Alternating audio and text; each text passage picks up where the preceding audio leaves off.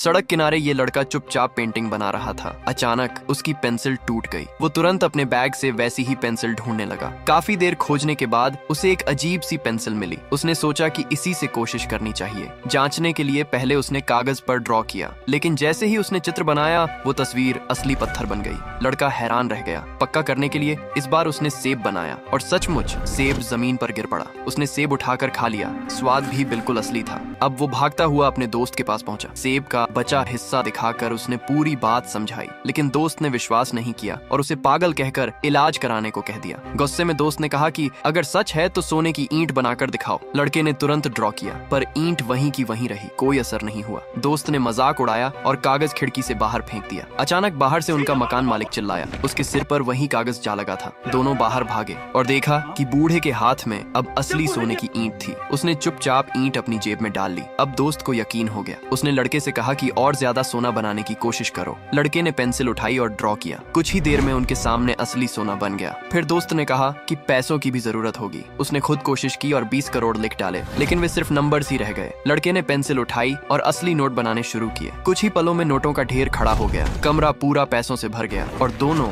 उसी में दबते चले गए। इसी बीच बिल्डिंग का मालिक आ गया। गुस्से में उसने सबको किराया न देने के कारण डांटना शुरू किया, लेकिन तभी लड़का और उसका दोस्त अब महंगे कपड़ों में खड़े दिखाई दिए। लड़के ने पैसों के ब्रीफकेस निकाले और सबका अगले 50 साल का किराया कहकर थमा दिया। अगर आपके पास ऐसी पेंसिल होती तो आप क्या करते?